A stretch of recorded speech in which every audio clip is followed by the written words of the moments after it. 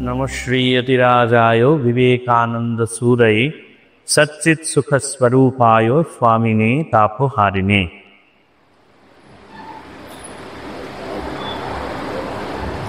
স্বামীজির পত্রাবলী থেকে আমরা পাঠ করব।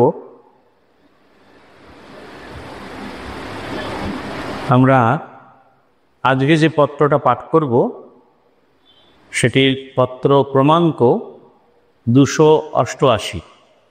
স্বামীজি আছেন লন্ডনে, ইউরোপে, এবং স্বামীজি ইউরোপ থেকে চিঠিটি লিখছেন 7ই জুন 1896 খ্রিস্টাব্দে। 7ই জুন 1896 খ্রিস্টাব্দে স্বামীজি লিখছেন 63 সেন্ট জর্জেস রোড, লন্ডন থেকে। স্বামীজি লিখছেন কল্যাণিয়া মিস নোবেলকে। আপনাদের এটি বলার অপেক্ষা রাখে না, কল্যাণিয়া মিস নোবেল কে। লিখছেন, আমার আদর্শকে বস্তুত অতি সংক্ষেপে প্রকাশ করা চলে, আর তা এই, মানুষের কাছে তার অন্তর্নিহিত দেবত্বের বাণী প্রচার করতে হবে এবং সর্বকার্যে সেই দেবত্ব বিকাশের পন্থা নির্ধারণ করে দিতে হবে। স্বামীজি লিখলেন খুব সংক্ষিপ্ত অথচ ভীষণ ভারী একটি কথা। আমার আদর্শকে বস্তুত অতি সংক্ষেপে প্রকাশ করা চলে, আর তা এই, মানুষের কাছে তার অন্তর্নিহিত দেবত্বের বাণী প্রচার করতে হবে এবং সর্বকার্যে সেই দেবত্ব বিকাশের পন্থা নির্ধারণ করে দিতে হবে। কুসংস্কারের শৃঙ্খলে এই সংসার আবদ্ধ। যে উৎপীড়িত, সে নর বা নারী হোক, তাকে আমি করুণা করি, আর যে উৎপীড়নকারী সে আমার আরো বেশি করুণার পাত্র। কুসংস্কারের শৃঙ্খলে এই সংসার আবদ্ধ। যে উৎপীড়িত, সে নর বা নারী হোক, তাকে আমি করুণা করি, আর যে উৎপীড়নকারী সে আমার আরো বেশি করুণার পাত্র। এই একটা ধারণা আমার কাছে দিবালোকের মতো স্পষ্ট হয়ে গেছে যে সকল দুঃখের মূলে আছে অজ্ঞতা, তাছাড়া আর কিছু না। জগৎকে আলো দেবে কে? আত্মবিসর্জনই ছিল অতীতের কর্ম রহস্য। আত্মবিসর্জনই ছিল অতীতের কর্ম রহস্য। হায়, যুগ যুগ ধরে তাই চলতে থাকবে। যারা জগতে সবচেয়ে বেশি সাহসী ও বরেণ্য, তাদের চিরদিন বহুজন হিতায় বহুজন সুখায় আত্মবিসর্জন করতে হবে। অনন্ত প্রেম ও করুণা বুকে নিয়ে শত শত বুদ্ধের আবির্ভাব প্রয়োজন। স্বামীজি যে কথাগুলি বলছেন সেটি অত্যন্ত সুচিন্তা প্রসূত, এবং স্বামীজির যে ধর্ম পরবর্তীকালে প্রকাশিত হয়েছে, তিনি যা প্রচার করেছেন, এবং আমাদের জন্য যে ভাবনা সমূহ উত্তরকালের জন্য যে রেখে গেছেন, সেই ভাবনার যদি আমরা একটি ছোট সংস্করণ করি, সংকলিত করি, তাহলে দেখব এই আইডিয়াগুলো খুব, এই ভাবনাগুলো একটি কনডেন্সড আইডিয়া, যেন ঘনীভূত একটি রূপ, এবং তার মধ্যে দিয়ে স্বামীজি মূল সমস্যার কারণ একেবারে নিদান করছেন। মূল সমস্যার কারণ কি সেটি নিরূপণ করছেন, এবং মূল সমস্যার কারণ শুধু নিদর্শন, তার নিদান করলেই চলবে না, মূল সমস্যাটিকারে সমাধান করা যায় তারও কিন্তু একটি সূত্র স্বামীজি এই চিঠির মধ্য দিয়ে করছেন। এবং চিঠি লিখছেন ভগিনী নিবেদিতাকে, নোবেল, মিস নোবেলকে। ফলে যাকে চিঠি লিখছেন, স্বামীজি জানেন অন্তর্দশটা ঋষি, অন্তর্দশটা পুরুষ। স্বামী বিবেকানন্দ জানেন যে তাকে এই কথাগুলি বলা অত্যন্ত প্রয়োজন। ভগিনী নিবেদিতা যখন স্বামীজিকে জিজ্ঞাসা করেছিলেন, বলতে পারেন যে আমি আপনাকে কিভাবে সাহায্য করতে পারি, স্বামীজির অতি সংক্ষিপ্ত একটি উত্তর ছিল। আপনারা হয়তো অনেকেই জানেন, স্বামীজির উত্তর ছিল এই, ভারতবর্ষকে ভালোবেসে। ভগিনী নিবেদিতা তার গুরু স্বামী বিবেকানন্দকে সবচেয়ে বেশি সাহায্য কিভাবে করতে পারেন, স্বামীজি তার অতি সংক্ষিপ্ত একটি উত্তর প্রদান করেছেন, সেটি ভারতবর্ষকে ভালোবেসে। এবং এই চিঠির মাধ্যমে কোথাও যেন এই ভারতবর্ষের যে কুসংস্কারপূর্ণ যে ভারতবর্ষের যে ছবিটা স্বামীজি পেয়েছিলেন, দাঁড়ে দাঁড়ে ঘুরে, মেথর, মুচি, মালা এই সমস্ত বাড়িতে ঘুরে, কুড়ে ঘরে ঘুরে, রাজার প্রাসাদে ঘুরে যে চিত্রটি স্বামীজির কাছে এসেছিল, সেটি কিন্তু এই কুসংস্কারপূর্ণ ভারতবর্ষ। সে কারণে বলছেন কুসংস্কারের শৃঙ্খলে এই সংসার আবদ্ধ। যে উৎপীড়িত, এই কুসংস্কারের আড়ালে এই উৎপীড়নকারী একদল, তারা আর্ত মানুষকে, সাধারণ গরিব মানুষকে তারা নির্বুদ্ধি করত, তারা শোষণ করতেন। যে উৎপীড়িত সে নর বা নারী হোক, তাকে আমি করুণা করি, আর যে উৎপীড়নকারী সে আমার আরো বেশি করুণার পাত্র। এই উৎপীড়নকারী বলতে স্বামীজি নির্দেশ করছেন সেই সমস্ত সমাজের কর্ণধারদের বা আমাদের এই ভারতবর্ষের যে সমাজ, হিন্দু সমাজ, সেই সমস্ত সমাজের তাদের সেই সমস্ত ব্রাহ্মণ পুরুষদের, যারা মানুষকে সদা সর্বদা ভয় দেখিয়ে, এক অর্থে ভয় দেখিয়ে তাদেরকে শোষণ করে গেছেন, নিপীড়ন করে গেছেন। স্বামীজি বলছেন সে আমার আরো বেশি করুণার পাত্র। এই একটা ধারণা আমার কাছে দিবালোকের মতো স্পষ্ট হয়ে গেছে যে সকল দুঃখের মূলে আছে অজ্ঞতা, তাছাড়া আর কিছু না। আমাদের যে কোনো দুঃখের মূলে থাকে অজ্ঞতা। এই অশিক্ষিত ভারতবর্ষ, স্বামীজি চেয়েছিলেন, আপনারা জানেন, যখন বিশ্ব বিজয় করে স্বামী বিবেকানন্দ ফিরে এলেন, তখন এই কন্যাকুমারী থেকে, কাশ্মীর থেকে কন্যাকুমারী, বিভিন্ন স্থানে স্থানে স্বামীজি গেছেন এবং বিভিন্ন স্থানে স্বামীজিকে এই ভারতবর্ষের মাটির মানুষ, তখনও কিন্তু শুরু হয়নি, 1896 সাল স্বামীজি কলকাতায় প্রত্যাবর্তন করেছেন 1897-এর 19শে ফেব্রুয়ারি। এবং যখন ভারতবর্ষে প্রবেশ করছেন তখন বিভিন্ন জায়গায় স্বামীজিকে বরণ করে নেওয়া হচ্ছে এবং জনসভা হচ্ছে এবং কাতারে কাতারে মানুষ এই বিশ্ববিজয়ী বিবেকানন্দকে বরণ করে নিচ্ছেন। কিন্তু স্বামীজি তখন যুব সমাজকে উদ্দেশ্য করে, মূলত যুব সমাজকে উদ্দেশ্য করে যে একবারে দৃঢ় কঠোর ভাষণগুলি দিয়েছিলেন, সেই ভাষণগুলো কিন্তু এক্ষেত্রে অত্যন্ত প্রণিধানযোগ্য। উনি বারবার বলছেন এই নিদ্রিত দেবতাকে জাগাতে চেয়েছেন স্বামীজি নিদ্রিত দেবতাকে জাগাতে চাইলেন এবং সে কারণে বললেন, যখন ভারতবর্ষের বিভিন্ন ঘর ঘুরে দেখলেন এই ভারতবর্ষের বুকে যে দুঃখ, যে উৎপীড়ন, যে মানুষের উপর যে তীব্র শোষণ, তার মূলে কিন্তু ছিল অজ্ঞতা, অশিক্ষা। তার জন্য বললেন যে চাই শিক্ষা, শিক্ষা, শিক্ষা, এর বাইরে কিছু হবে না। এবং শিক্ষাই একমাত্র জিনিস যা মানুষকে আলোকিত করতে পারে, যা চিন্তা শক্তির তরঙ্গকে পরিবর্তিত করতে পারে। যে ধারায় বা যে প্রবাহে একটা চিন্তা শক্তি যে প্রবাহে বইছিল, যদি সুশিক্ষা মানুষের মধ্যে পৌঁছয়, মানুষের অন্তরে পৌঁছয়, তাহলে সেই সুশিক্ষা কিন্তু সমগ্র জগৎকে পরিবর্তন করে দিতে পারে। জগৎকে আলো দেবে কে? স্বামীজি লিখছেন, স্বামীজি বলছেন জগৎকে আলো দেবে কে? বলছেন আত্মবিসর্জনই ছিল অতীতের কর্ম রহস্য, হায় যুগ যুগ ধরে তাই চলতে থাকবে।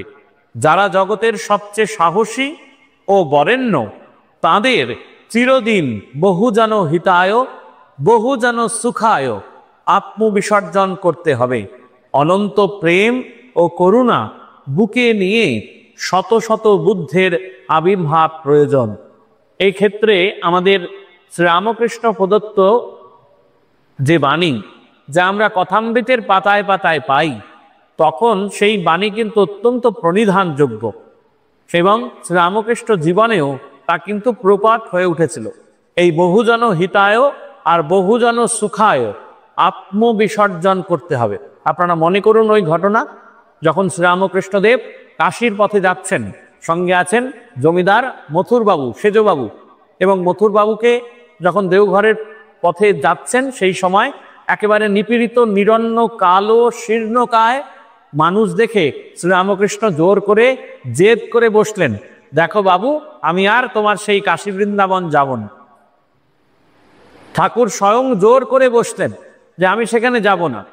মথুরবাবু হিসেব করে, ঠাকুর জেদ ধরে বসলেন যে এই সমস্ত নিরন্ন শীর্ণকায় মানুষগুলোকে যদি এক মাথা তেল দাও আর ভরপেট খাওয়াতে পারো, তাহলে আর একটা কাপড় দিতে পারো, তবে আমি এই কাশী যাত্রা করব, নতুবা নয়। মথুরবাবু অনেক কষ্টে তার হৃদয়ের একবারে অন্তরে রেখেছেন যে মানুষটিকে, কিন্তু তবুও বিষয় বড় ব্যাপার, সে কারণে মথুরবাবু অনেক হিসেব নিকেশ করছেন। দেখছেন এই সমস্ত লোকগুলোকে খাওয়াতে গেলে প্রচুর খরচা হবে। ঠাকুরকে মানাতে চাইছেন, বলতে চাইছেন যে না না না, ওসব চলবে না, তা চলো আগে আমরা পৌঁছই। ঠাকুর বলছেন না, সে আমি যাব না। বললেন আত্মবিসর্জন করতে হবে, বহুজন হিতায় বহুজন শিখায়। শ্রীরামকৃষ্ণদেব স্বয়ং মথুরবাবুকে এই আত্মবিসর্জন করানো শেখাচ্ছেন। কিভাবে আত্মবিসর্জন? যখন অর্থ করি খরচা করতে হয় মানুষের স্বার্থে, নিরন্ন মানুষের স্বার্থে, তখন সেই বিসর্জন আত্মবিসর্জন। এবং স্বামীজি বলছেন আত্মবিসর্জন করতে হবে। অনন্ত প্রেম ও করুণা বুকে নিয়ে শত শত বুদ্ধের আবির্ভাব প্রয়োজন। আমরা কি করি? আমরা আত্মবিসর্জন করতে পারি না, আরো আত্মসঞ্চয় করতে পারি। আমি তো নরেন্দ্রপুর বিদ্যালয়ে থাকি, আপনারা দেখেন নিত্যদিন আমরা অভিভাবকদের সঙ্গে একটু যুদ্ধ করি, টানা পড়েন করি। কেন? ছোট ছোট ছেলেরা, 5-6 ছেলেরা, তারা নিজেদের মধ্যে গন্ডগোল করছে, আবার ভাব করছে। এই আড়ি হয়ে যায়, এই ভাব হয়ে যায়। ছেলেরা এই ত্যাগ করে, এই আবার ভাব করে। মা বাবা কিছু জিনিসপত্র দিয়ে যান, ছেলেরা ভাগ করে খায়, আর মা এসে বলে এই ওকে দিবি না, কেন দিচ্ছিস? এই আত্মবিসর্জনের মন্ত্র কিন্তু আমরা শেখাতে পারি না। মানে আমি তো আমার ব্যক্তিগত অভিজ্ঞতা, আমি তো শেখাতেই পারি না। আমি গত বছরের একটা ঘটনা বললে আপনাদের মনে বেশ ভালো লাগবে, মজা লাগবে। যে আমাদের যারা মাধ্যমিক পরীক্ষার্থী ছিল, এখন একাদশ শ্রেণীর ছাত্র, তো তাদেরকে ডেকে একদিন বলা হলো, বেশ কিছু দুর্বল ছাত্র যারা একটু পিছিয়ে পড়েছে, তাদেরকে বলা হলো যে সেই সমস্ত দুর্বল ছাত্রের কোন কোন সাবজেক্টের কম নম্বর আসছে, সামনে মাধ্যমিক পরীক্ষা এসে গেছে। তাই বেশ কিছু প্রথম দিকের ছেলে, যারা প্রথম সারির ছেলে, তাদেরকে ডেকে আমরা একটু দায়িত্ব দিলাম। যে বললাম যে ওই বন্ধুটির ফিজিক্যাল সায়েন্সে নম্বর বেশ কম আসছে, বুঝতে পারছে না, তুই নিজে যখন প্র্যাকটিস করবি তোকে পাশে দিয়ে বসাবি, এবং ওরও প্র্যাকটিসের খাতাগুলো, সবসময় তো মাস্টারমশাইকে তো আর রোজ পরীক্ষার আগে এক গুচ্ছ খাতা দেওয়া সম্ভব না, মাস্টারমশাই তো একজন বা দুজন, তোরাই চেক করে দিবি। এবং এটা নরেন্দ্রপুর বিদ্যালয়ের যে হস্টেল, ছেলেরা তো সবাই হস্টেলে থাকে, এটি কিন্তু একটি অদ্ভুত প্রক্রিয়া, যেখানে ছেলেরা ছেলেদেরকেই হেল্প করে। মানে ছেলেদের যে ছোট ছোট অসুবিধে, তার জন্য মাস্টারমশাইদের কাজ পর্যন্ত পৌঁছতে হয় না, তার পাশের ঘরের বন্ধুটি, নিজের ঘরের বন্ধুটি কিন্তু সেই সমস্যা সমাধান করে দেয়। কিন্তু মজাটা এই, ছাত্রকে বলে দেওয়া হলো, এবং ছাত্র খুব সাগ্রহে, যে প্রথম সারির ছাত্র, এক একজন করে ছাত্রের দায়িত্ব নিল। এরকম জনাকুড়ি প্রথম সারির ছেলে, জনাকুড়ি পেছনের সারির ছেলের দায়িত্ব নিল, যে মহারাজ ওর যে যে সাবজেক্টগুলো দুর্বল আমরা দেখিয়ে দেবো, আপনারা চিন্তা করবেন না, কয়েকদিনের মধ্যে তার ভালো রেজাল্ট পাবেন। আমরাও নিশ্চিন্ত হলাম। তারপর আপনারা জানেন আমাদের ছেলেদের সপ্তাহে মাসে 2 বার দেখা করা যায়, একটা প্রথম রবিবার সিনিয়রের ছেলেদের, আর তৃতীয় রবিবার। তারপরেই একটি রবিবার এলো, মা এলেন, মাকে তারা গল্প করলো যে আমাকে না এই হেডমাস্টার মহারাজ আমাদের এই বন্ধুটির দায়িত্ব দিয়েছে, আমি একটু ভেবেছি এই স্টাডি হলে বা অন্য সময় আমি একটু ওকে হেল্প করবো। তারপর সোমবার এলো, সোমবার স্কুল ছুটি হয়ে যাওয়ার পর আমি বাইরের বেঞ্চে বসে আছি, একটি ছেলে ছোট মতো, সে কাচুমাচু মুখে আমার কাছে এলো, এসে বললো আমি ওটা পারবো না, খুব ভয়ে ভয়ে আমার কাছে এসে বললো আমি ওটা পারবো না। তখন আমি জিজ্ঞেস করলাম কি, মা বারণ করেছে? হ্যাঁ ঠিক বলেছেন, মা বললো একবারে দেখাবি না, তোর নিজের পড়া নষ্ট হয়ে যাবে। তখন ছেলে যেন হাঁপ ছেড়ে বেঁচে তখন বললো যে না না একবার। তো আমাদের এখানে বলা হচ্ছে আত্মবিসর্জন।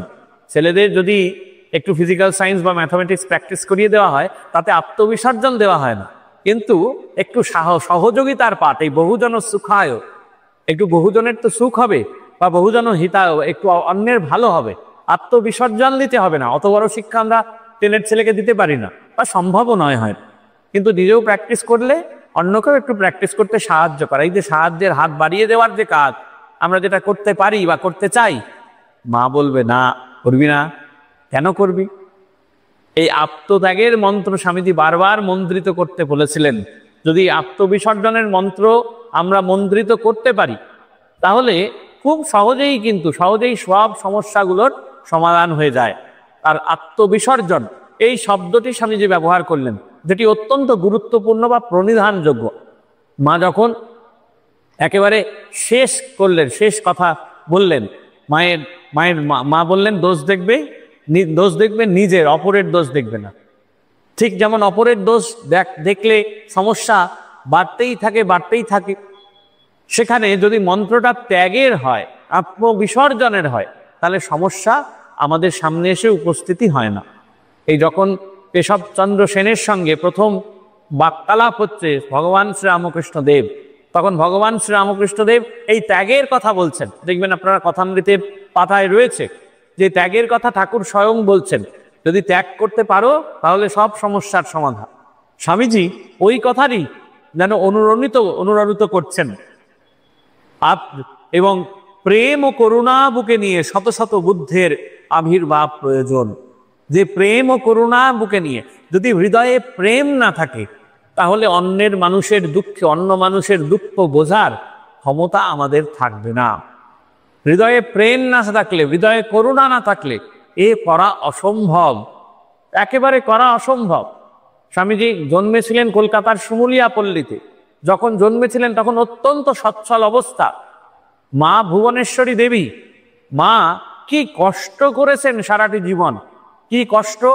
বিশ্বনাথ দত্ত তখন নামকরা উকিল, বাড়িতে প্রচুর পাত পড়ে এবং প্রচুর মানুষ কলকাতায় বিশ্বনাথ দত্তের বাড়িতে থেকে তারা স্কুলে কলেজে পড়াশোনা করে। এবং এই সমস্ত সংসারের হাড়ি ঠেলেন কে? এই সমস্ত সংসারের হাড়ি ঠেলেন ভুবনেশ্বরী দেবী। ভুবনেশ্বরী দেবীর তো কয়েকটি সন্তান মাত্র। স্বামীজি জন্মেছিলেন ভুবনেশ্বরী দেবী বিবাহের 12 বছর পর। স্বামীজি একেবারে কনিষ্ঠ সন্তান, তারপরেও অনেক কটি পুত্র সন্তান, ভূপেন্দ্রনাথ, মহেন্দ্রনাথ পুত্র সন্তান হয়েছিল। সেই মানুষটি, সেই ভুবনেশ্বরী দেবী কিন্তু আত্মত্যাগ করে ওই দত্ত পরিবারকে এগিয়ে নিয়ে গেছেন মুক্তি বুঝে। শ্রী শ্রী মায়ের জীবন দেখুন। শ্রী শ্রী মা যখন এসছেন নহবতে শ্রীরামকৃষ্ণ সমীপে, অনন্ত সময় ধরে ভক্তরা আসছেন, অনবরত ভক্তরা আসছেন, নৌকো পার হয়ে চাঁদনীর ঘাট হয়ে ভক্তরা আসছেন এবং এই ভক্তির বন্যা বয়ে যাচ্ছে দক্ষিণেশ্বরের ছোট ঘরে। তার জন্য খাবার তৈরি করা, যারা সন্ন্যাসী যুবক, পরবর্তীকালে সন্ন্যাসী যুবক, তাদের জন্য মোটা মোটা রুটি ডাল তৈরি করা কার দায়ভার পড়েছিল? এই শ্রী শ্রী মা সারদা দেবী। তার জীবনের এই আত্মবিসর্জন, এই আত্মবিসর্জনের মন্ত্রে মন্ত্রিত হতে হবে। আর একই সঙ্গে প্রেম ও করুণা বুকে নিয়ে, প্রেম ও করুণা। নিবেদিতা ভেবে দেখুন কি আত্মত্যাগ, কি কেন বলছেন স্বামীজি? স্বামীজি তো জানেন যে এই নেই পরবর্তীকালে ভারতের ভূমিতে ত্রাতা হয়ে উঠবেন। নিজের দেশ, নিজের ধর্ম, নিজের ভাষা, নিজের পরিজন সমস্ত ত্যাগ করে সুদূর আয়ারল্যান্ড থেকে, ইউরোপ থেকে এসে উঠলেন এই ভারতবর্ষে। মানুষজনকে চেনেন না, রীতিনীতি জানেন না, ধর্ম ঠিকঠাক বোঝেন না, কিন্তু সমস্তটা অ্যাডাপ্ট করলেন। কেন? একমাত্র গুরুর সেই বাণী বুকে নিয়ে। এই প্লেগের সময় আপনারা জানেন স্বামীজি চলে এলেন দার্জিলিং থেকে। কলকাতায় প্লেগের প্রাদুর্ভাব হয়েছে, অতিমারি, মহামারী শুরু হয়েছে, মানুষজন মারা যাচ্ছে। ভুগুরিনিমি তার দ্বারে দ্বারে গিয়ে এই প্লেগ নিবারণের চেষ্টা করেছেন। প্লেগ নিবারণের চেষ্টা করেছেন স্বামী সদানন্দ মহারাজ ছিলেন। আর এই যে আরজি কর মেডিকেল কলেজ দেখছেন, রাধা গোবিন্দ কর, ডাক্তার রাধা গোবিন্দ কর, আরজি কর, ইনিও ছিলেন নিবেদিতার দলে। এরা গিয়ে কলকাতার গলিতে গলিতে, উত্তর কলকাতার গলিতে গলিতে মানুষজনকে, তখন তো আর ডাক্তারের 4 চাকা গাড়ি ছিল না, এখনকার ডাক্তাররা BMW, মার্সিডিজ, বড় বড় দামি দামি গাড়ি চড়েন আর একেবারে নির্দিষ্ট সময়। আর তখনকার ডাক্তারের কাছে চেম্বারে আমাদের পৌঁছতে হয়, আর তখনকার কালের ডাক্তাররা পৌঁছে যেতেন, সহৃদয় ডাক্তাররা পৌঁছে যেতেন। একটি ভাঙা সাইকেল নিয়েই রাধা গোবিন্দ কর এনারা কলকাতার গলিতে গলিতে ঘুরেছেন প্লেগ লোক নিবারণের জন্য। এই ধরনের আত্মত্যাগ চাই, এই প্রেম করুণা চাই। এই প্রেম আর করুণা যদি হৃদয়ে না থাকে, স্বামীজি কি বড় হৃদয়! এমনি তো স্বামীজির এই কঠিন কঠিন কথাগুলো শুনলে আমাদের বারবার মনে হয়, কি মনে হয়? মনে হয় স্বামীজি বাবা, স্বামীজির থেকে একটু আমরা মুখ ফুরিয়ে নিই। ঠাকুর বাবা সোজা সরল লোক, বলছেন মাকে নিয়ে থাকেন, ঠাকুরের শরণ নেওয়া যায়। আর মায়ের কথা তো নেই, মা তো বারবারই বলেছেন যে ঝিলো কথা ঝেড়ে আমি সব ছেলেকেই কোলে তুলে নেব। মা হচ্ছে নিশ্চিন্ত আশ্রয়। কিন্তু স্বামীজির সামনে আমরা দাঁড়াতে পারি না, এত কঠিন কঠিন একবারে বজ্রদৃঢ় শব্দ, চাছাছোলা ভাষা। আমি আগেও আপনাদের বলেছি একেবারে চাছাছোলা ভাষার কথা। সেই স্বামীজি যখন দার্জিলিংয়ে আছেন, তখন এক ভুটিয়া ভদ্রমহিলা, যিনি পাহাড়ের এই চড়াই উত্তরাই পথ দিয়ে ভুটিয়া মহিলা চলছেন এবং বারবার হোঁচট খাচ্ছেন, বয়সের ভারে ঝুঁকে পড়েছেন। নুব্জ এই বারবার হোঁচট খেয়ে পড়ে যাচ্ছেন। এরকম অবস্থায় সেই হোঁচট খেয়ে পড়ে গেলেন পাহাড়ি রাস্তায়। স্বামীজি সেই দেখে মনে অত্যন্ত ব্যথিত হলেন এবং দু চোখ বেয়ে স্বামীজির অশ্রু পড়তে লাগলো। এই প্রেম আর করুণাপূর্ণ অনুভূতিপ্রবণ একটি মন চাই। এই প্রেম আর করুণাপূর্ণ অনুভূতিপ্রবণ মন যদি চায়, যখন রাস্তার পাশের ভিখিরিটি আপনার হাত পেতে, কোনো বিকলাঙ্গ মানুষ যদি হাত পেতে আপনার কাছে পয়সা চায়, তখন আমারই মন তখন কি করবে? তখনই তাকে কিছুটা সাহায্য করার জন্য আমার হৃদয়টা কেঁদে উঠবে, হৃদয়টা কেঁদে উঠবে। আমরা সাধারণ মানুষ, ছোট ছোট ভাবে সেবা কাজে তো নিযুক্ত হতে পারি। বহু যেন এই মানসিকতাটা চাই। এই মানসিকতাটা যদি থাকে, আত্মবিসর্জন তো অনেক বড় শব্দ, হয়তো বড় কথা, কিন্তু এই ছোট ছোট সেবা করার যদি ভাবনা থাকে, তাহলে স্বামীজির এই কথার সার্থক রূপায়ণ হবে, নতুবা নয়। স্বামীজি লিখছেন, জগতের ধর্মগুলি এখন প্রাণহীন মিথ্যা অভিনয়ে পরিণত, মিথ্যা অভিনয়ে পর্যবসিত। মিথ্যা অভিনয় ছাড়া কিছু নাই। রোজ আমরা রোজ ঠাকুরের উপাসনা করছি, শ্রীরামকৃষ্ণের উপাসনা করছি, কৃষ্ণের ভজন গাইছি, শ্রীরামচন্দ্রের উপাসনা করছি। কেন? তার কারণ এই শ্রীরামচন্দ্র, ভগবান শ্রীরামকৃষ্ণ, চৈতন্যদেব, এই যে সমস্ত অবতার পুরুষ এসেছিলেন, যে প্রেমঘন মাধুর্যখানি মূর্তি তারা স্থাপন করে গেছেন, যে অপূর্ব গুণগুলি তারা আমাদের জন্য রেখে গেছেন, সেই গুণগুলি যাতে আমাদের মধ্যে বিরাজ করে, সেই গুণ যাতে আমরা হৃদয়ে পোষণ করতে পারি, সেই গুণগুলি যাতে আমরা নারিশ করতে পারি, কালচার করতে পারি, তাহলে তো সেটি প্রকট হয়ে উঠবে, সেই শুভবোধ আমাদের ভেতরে জেগে উঠবে। তার জন্য তো জপ ধ্যান প্রার্থনা করা। জপ ধ্যান প্রার্থনার অর্থ শুধু আমার মুক্তি নয়, নিজের মুক্তি নয়, আমার মুক্তি সাধন, ওই যে আত্মনো মোক্ষার্থম, আত্মার মুক্তি, এবং জগদ্ধিতায় চ, জগতের হিত, জগতের কাজ। জগতের এখন একান্ত প্রয়োজন হলো চরিত্র। জগৎ এখন তাদের চায় যাদের জীবন প্রেমোদ্দীপ্ত এবং স্বার্থশূন্য। আপনারা লক্ষ্য করে দেখুন, স্বামীজি এই চিঠিটি লিখছেন 129 বছর আগে। আজ 2025 সাল। স্বামীজি লিখছেন 7 জুন 1896 সালে, মানে 129 বছর আগে। এবং যে কথাগুলি লিখে গেছেন, সেই কথাগুলি কতখানি সত্য এবং কতখানি শাশ্বত, কতখানি ইটারনাল। 129 বছর পরে এই সন্ধ্যাকালে আমরা যখন পাঠ করছি, জগৎ কি এখন চরিত্রবান মানুষ চায় না? জগৎ এখনো সেই একান্ত প্রয়োজন হলো চরিত্র। জগৎ এখন তাদের চায় যাদের জীবন প্রেমোদ্দীপ্ত এবং স্বার্থশূন্য। বিদ্যালয়ে শিক্ষক চাই, স্বার্থশূন্য। বিদ্যালয়ে প্রধান শিক্ষক চাই, স্বার্থরহিত। গ্রাম পঞ্চায়েতের প্রধান চাই, স্বার্থরহিত। একজন নেতা বা নেত্রী, কাউন্সিলর, পৌরপিতা, পৌরমাতা চাই, যিনি স্বার্থশূন্য। আমাদের এখন অবশ্য ভাবতে গেলে অবাক লাগে, এটা আবার হয় নাকি? যে পৌরপিতা ভালো কাজ করে আমরা তাদের অ্যাওয়ার্ড দিই, কারণ আমরা জানি পৌরপিতা কাজ করবে মানে দুর্নীতি করবে। এটি আমাদের কাছে সাধারণ হয়ে গেছে। মন্ত্রী সময়ে আসে, মন্ত্রী ভালো কাজ করে, এটি খবর হয়। খবর কখন হয়? দেখবেন কোনো ঘটনা, খুন খারাপি, রাহাজানি এসব হলে এগুলি খবর হয়। কেন? কারণ এগুলো সাধারণত ঘটে না। এগুলি হঠাৎ হঠাৎ কখনো কখনো ঘটে বলে এগুলি খবর হয়। নিত্যদিন মানুষ কত সেবা করছে, কত কাজ করছে, সেগুলি কি খবর হয়? খবর হয় না। এগুলি খবর হয়, কিন্তু এখন নেতামন্ত্রীরা ভালো কাজ করলে সেগুলি খবর হয়। তার কারণ এই স্বার্থশূন্য মানুষ আমরা পাই না। তাই বলছি 129 বছর পরেও স্বামীজির এই শাশ্বত চিন্তাটি কিন্তু এখনো জাগরুক বা এখনো বর্তমান। এটা তোমার কাছে কুসংস্কার নয়, নিশ্চিত তোমার মধ্যে একটা জগৎ আলোড়নকারী শক্তি রয়েছে। ধীরে ধীরে আরো অনেক শক্তি আসবে। আমরা চাই জ্বালাময়ী বাণী এবং তার চেয়ে জ্বলন্ত কর্ম। হে মহাপ্রাণ, স্বামীজির এই মূল কথা, এই চিঠিটি কেন পড়া হচ্ছে আপনারা দেখলে বুঝতে পারবেন। বিভিন্ন জায়গায় স্বামীজির এই কথা অনুরণিত হয়। আপনারা এখন ওই ইউটিউবে বিভিন্ন জায়গায় এই দেখবেন, এই বাণী বারবার হচ্ছে। স্বামীজি লিখছেন, ও হে মহাপ্রাণ, ওঠো, জাগো, জগৎ দুঃখে পুরে খাপ হয়ে যাচ্ছে, তোমার কি নিদ্রা সাজে? এসো, আমরা ডাকতে থাকি যতক্ষণ না নিদ্রিত দেবতা জাগ্রত হন, যতক্ষণ না অন্তরের দেবতা বাইরের আহ্বানে সাড়া দেন। জীবনে এর চেয়ে আর বড় কি আছে? এর চেয়ে মহত্তর কোন কাজ আছে? আমার এগিয়ে চলার সঙ্গে সঙ্গেই আনুষঙ্গিক খুঁটিনাটি সব এসে পড়বে।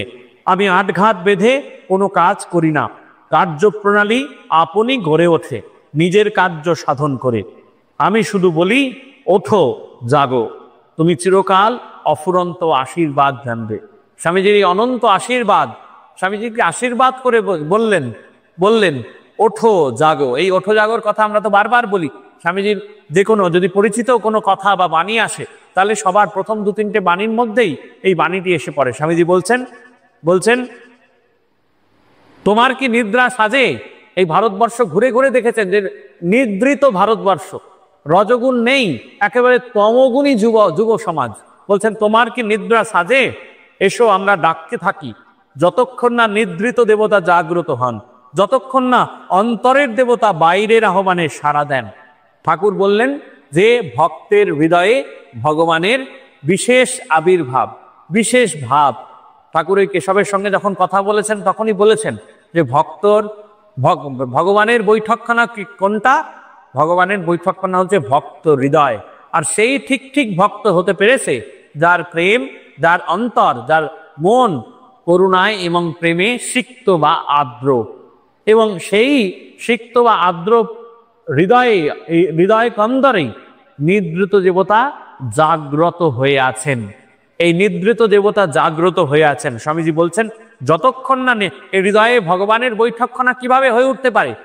যখন এই দেবতা জাগ্রত হবেন, তখনই এই বৈঠকখানা একেবারে ভরে উঠবে, কল্লোলিত হয়ে উঠবে।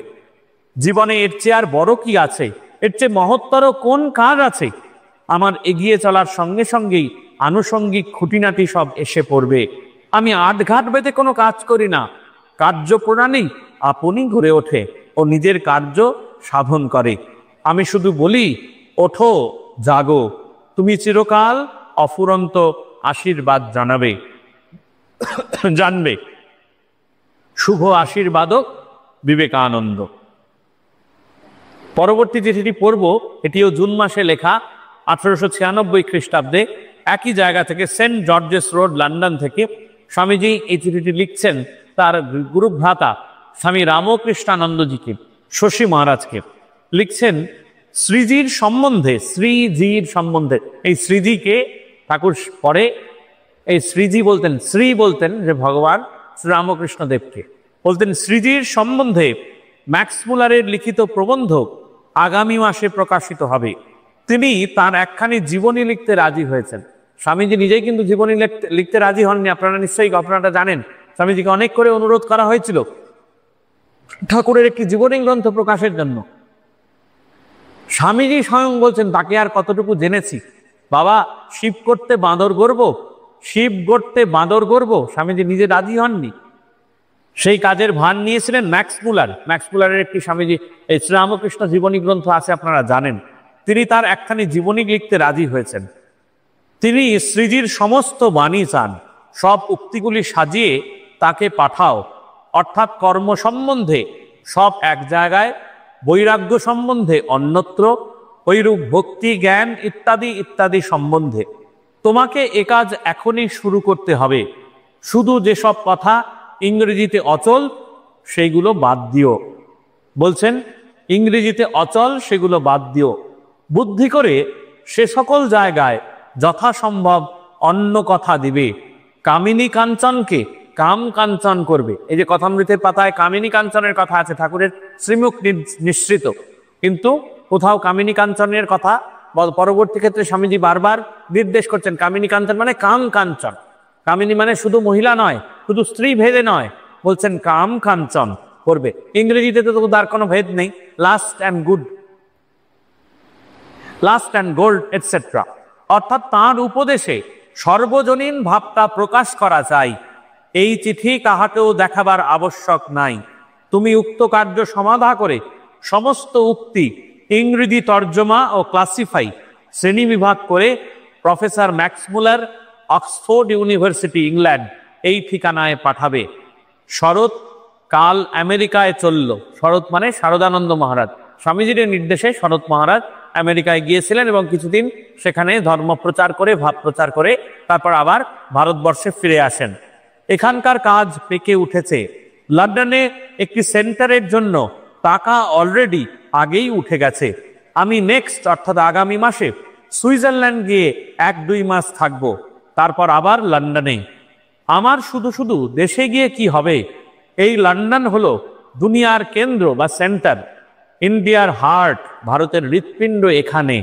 এখানে একটা গেড়ে না বসিয়ে যাওয়া কি হয়? তোরা পাগল নাকি? সম্প্রতি কালীকে আনাবো, তাকে তৈয়ার থাকতে বলো, পত্রপাঠ যেন চলে আসে। কালী অর্থাৎ স্বামী অভেদানন্দজি মহারাজ। স্বামী অভেদানন্দজি মহারাজকে আমরা পরবর্তী সময়ে দেখি যে স্বামীজির পরে যিনি বিদেশের মাটিতে এইভাবে বেদান্ত প্রচার করেছেন তিনি একমাত্র অভেদানন্দজি মহারাজ, এবং অত্যন্ত বাগ্মী। স্বামীজির পরে যদি কোনো বাগ্মী সন্ন্যাসী থেকে থাকেন তাহলে তিনি একমাত্র এই কালী মহারাজ। বলছেন এখানে একটা গেড়ে না বসিয়ে কি যাওয়া হয়? তোরা পাগল নাকি? সম্প্রতি কালীকে আনাবো, তাকে তৈয়ার থাকতে বলো, পত্রপাঠ যেন চলে আসে। 2-4 দিনের মধ্যে তার জন্য টাকা পাঠাবো ও কাপড় চোপড় প্রভৃতি যা যা দরকার সমস্তই লিখে দেব। সেই মতো অবশ্য সমস্ত ঠিক করা হয় যেন। মাতা ঠাকুরানী প্রভৃতি সকলকে আমার অসংখ্য প্রণাম দিবে। মান্দ্রাজে তারক দাদা যাচ্ছেন, অতি উত্তম কথা। 1897 সালে, 96 সালের কথা, 1897 সালে তারক দাদা অর্থাৎ স্বামী শিবানন্দজি মহারাজ, এবং পরবর্তী সময় আমরা দেখব পরবর্তী সময়েই শশী মহারাজকেই স্বামীজি এই গুরুদায়িত্ব অর্পণ করেছিলেন। মহা তেজ, মহাবীর্য, মহা উৎসাহ চাই। মেয়ে ন্যাকড়ার কি কাজ? যে রকম লিখেছিলাম পূর্বপত্রে সেই রকম ঠিক চলতে চেষ্টা করবে। অর্গানাইজেশন চাই, সংঘ চাই। Organisation is power and the secret of that is obedience. বলছেন সংঘই শক্তি আর আজ্ঞাবহতাই হলো তার গুরু রহস্য। আজ্ঞা একবারে পত্রে পত্রে, ছত্রে ছত্রে আমরা দেখতে পাই স্বামীজির এই সুন্দর পরিকল্পনার কথা।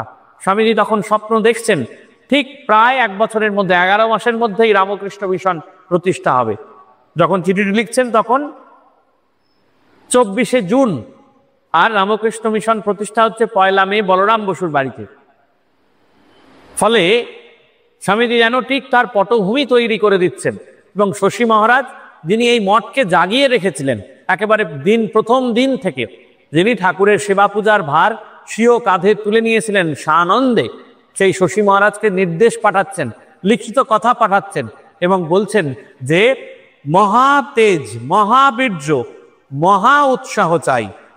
যে রকম লিখেছিলাম পূর্বপত্রে সেই রকম ঠিক চলতে হবে। অর্গানাইজেশন বা সংঘ চাই। Organisation is power and the secret of that is obedience. আমাদের সংঘ শক্তির কিন্তু এখনো মূল কথা, গুরু কথা কিন্তু তাই। স্বামীজির প্রবর্তিত আমাদের কিছু নিয়মাবলী পড়তে হয়। যখন আমাদের প্রত্যেককে ট্রেনিং সেন্টারে যেতে হয় তখন সেই নিয়মাবলীর উপর নিয়মিত ক্লাস হয়। স্বামীজি যে নির্দেশগুলি দিয়েছিলেন সেই নির্দেশগুলি লিখিত আকারে স্বামী শুদ্ধানন্দ মহারাজ লিখে রেখেছিলেন, এবং সেইগুলি পরবর্তীতে রামকৃষ্ণ মঠ মিশনের রুলস বা নিয়মাবলী হিসেবে প্রকাশিত হয়, যা সম্পূর্ণভাবে সন্ন্যাসী ও ব্রহ্মচারীদের জন্য। এবং সেইখানে স্বামীজি এর উপর, এই আজ্ঞাবহতার উপর ভীষণ গুরুত্ব দিয়েছেন। স্বামীজি আজ্ঞাবহতার উপর ভীষণ গুরুত্ব দিয়েছেন এবং বলেছেন যে এই অর্গানাইজেশনের যে বিভিন্ন শাখা কেন্দ্র থাকবে সেই শাখা কেন্দ্রের যিনি প্রধান হবেন তার কথা সর্বাগ্রে মেনে চলতে হবে। কোনো প্রশ্ন করা যাবে না। স্বামীজি পরিষ্কার বলছেন প্রশ্ন করা যাবে না। তাই সবার প্রথমে আজ্ঞাবহতা দরকার। একটি সম্পূর্ণ দলের, যদি সাধারণভাবে আমরা যদি রাজনৈতিক দলের কথা আমরা ধরি, রাজনৈতিক দল ভেঙে চুরমার হয়ে যায়। কখন চুরমার হয়ে যায়? আরেকটি দল তৈরির কখন চেষ্টা করতে হয় বা আরেকটি দল কখন তৈরি হতে থাকে? ভারতবর্ষের জাতীয় কংগ্রেস প্রথম দল তৈরি হয়েছিল, তারপর ভাঙতে ভাঙতে এতগুলো দল তৈরি হলো, কারণ তখন এই আজ্ঞাবহতা থাকে না। যখন এই আজ্ঞাবহতা থাকে না তখন কাদের থেকে সৃষ্টির চেয়ে গোষ্ঠী অনেক বেশি হয়ে পড়ে। তখন সৃষ্টির চেয়ে গোষ্ঠী অনেক বেশি হয়ে পড়ে। যদি এই আজ্ঞাবহতা না থাকে তাহলে এই সংঘ, যে রামকৃষ্ণ সংঘের পতাকা তত্তর করে উড্ডীন, শ্রী রামকৃষ্ণ সংঘের পতাকা, শ্রী রামকৃষ্ণ নাম যে উড্ডীন উঠছে, শ্রী রামকৃষ্ণ নাম, তার মূলে রয়েছে কিন্তু আজ্ঞাবহতা। এবং স্বামীজি সেটি পত্রে তার গুরুভ্রাতাকে অত্যন্ত স্পষ্টভাবে লিখে দিলেন। এবং তারপরেই দেখলাম যে একেবারে অচেনা অজানা পরিবেশে শশী মহারাজ চলে গেলেন। সেখানেও তিনি ভাষা জানেন না, সংস্কৃত জানেন না, খাদ্যাভ্যাস একেবারে সম্পূর্ণ বিপরীত।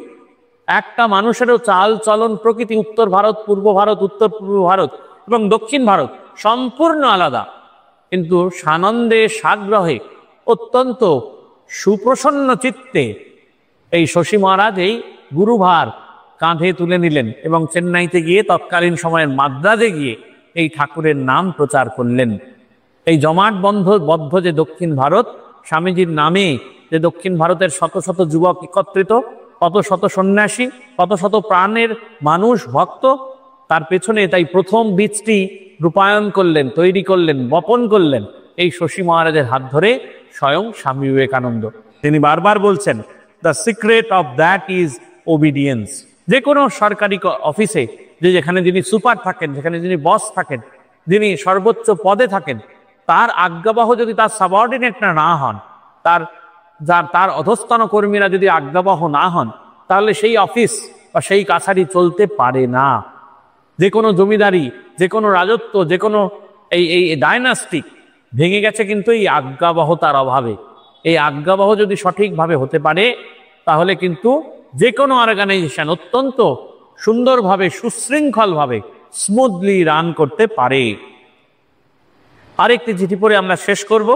এই চিঠিটিও স্বামীজি লিখছেন স্টাডির বাড়ি থেকে, কেয়ার অফ ইটি স্টাডি। লিখছেন ৩রা জুলাই 1896। প্রিয় শশী, এই পত্রপাঠ কালীকে ইংল্যান্ডে পাঠিয়ে দিবে। পূর্বের পত্রে সংবাদ পাইয়াছ, কলিকাতার মেসার্স গ্রিন্ডালে কোম্পানির নিকট তাহার সেকেন্ড ক্লাস প্যাসেজ অর্থাৎ দ্বিতীয় শ্রেণীর পাথেয় খরচ গিয়াছে ও কাপড় চোপড় কিনিতে যাহা কিছু লাগে তাহাও গিয়াছে। কাপড় চোপড় অধিক কিছু আবশ্যক নাই। কালীকে কতগুলি বই আনতে হবে। আমার কাছে কেবল ঋগ্বেদ সংহিতা আছে। কালী যজুর্বেদ, সামবেদ, অথর্ব সংহিতা ও শতপথাদি যতগুলি ব্রাহ্মণ পাওয়া যায় এবং কতগুলো সূত্র ও ভাস্কর নিরুক্ত যদি পায় সঙ্গে করেই যেন আনে। অর্থাৎ ওই বইগুলি আমার চাই। ওই বই একটা কাঠের বাক্সয় পুরে আনলেই হবে। গরিমসি যেন শরতের বেলায় হয়েছিল তা যেন না হয়। পত্রপাঠ চলে আসবে। শরৎ আমেরিকায় চলে গেছে আর এখানে কোনো কাজ ছিল না, অর্থাৎ 6 মাস বাদে এলো, আমি তখন আমি এখানে। সে প্রকার না হয় যেন, সে প্রকার না হয় গেল। চিঠি হারিয়ে যেন না যায় শরতের বেলার মতো। তৎপর পাঠিয়ে দিবে।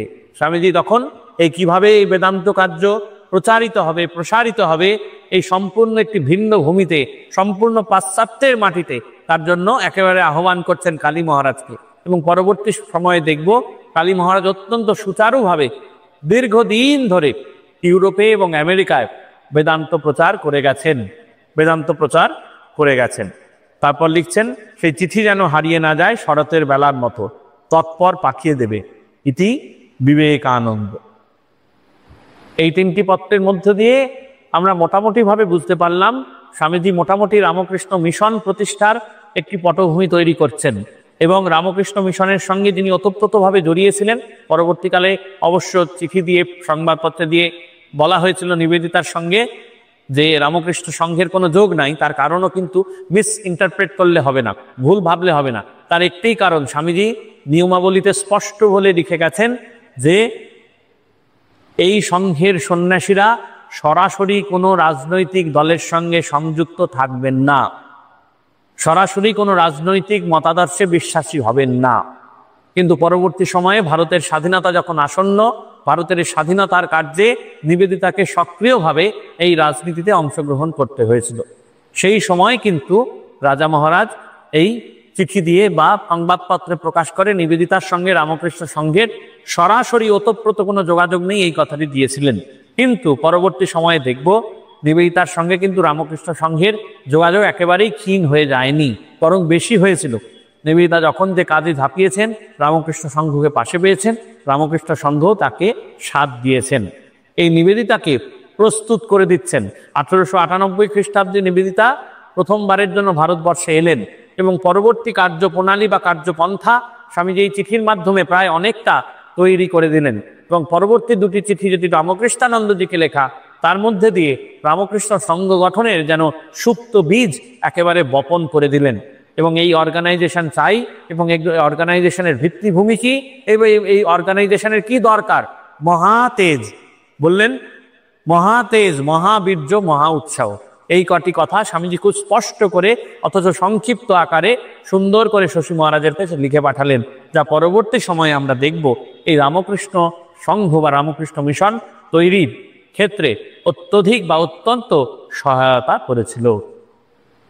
স্বামীজি আমাদের এইভাবে উৎসাহ দিন, আমরা যাতে আত্মবিসর্জনের মন্ত্র পাঠ করতে পারি এবং একই সঙ্গে বহুজন হিতায় বহুজন সুখায় আমরা এগিয়ে যেতে পারি, সেই প্রার্থনা করে শেষ করি। আপনাদের মনে রাখা প্রয়োজন, বহুজন হিতায় বহুজন সুখায় কিন্তু শুধু সন্ন্যাসী সংঘের সন্ন্যাসীদের জন্য নয়।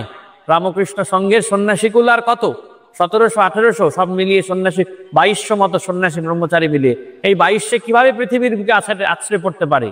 এই 2200 সঙ্গে সঙ্গে চাই আপনাদের, আপনারা যারা ভক্তকুল, যারা স্বামীজির অনুধ্যান করেন, এবং আপনাদের মধ্যে দিয়ে আরো মানুষ, আপনার পাশের বাড়ির মানুষ, আপনার আত্মীয় স্বজন, আপনার পরিচিত জন, যারা এই স্বামীজির ভাবকে হৃদয়ে পোষণ করবেন এবং স্বামীজির ভাবকে ভালোবেসে যারা বহুজন হিতায় বহুজন সুখায় কাজে নামবেন, তবেই স্বামীজির এই বাণী সার্থক, স্বামীজির চিঠি সার্থক, আর স্বপ্নের ভারত রূপায়ণ সার্থক। ওম পরতত্ত্বে সদালীন রামকৃষ্ণ সমাজ্ঞয়া যো ধর্ম স্থাপনরত বীরে সন্তং নমাম্যহম। স্বামীজি আমাদের এই আশীর্বাদ দিন, এই প্রার্থনা করে শেষ করি।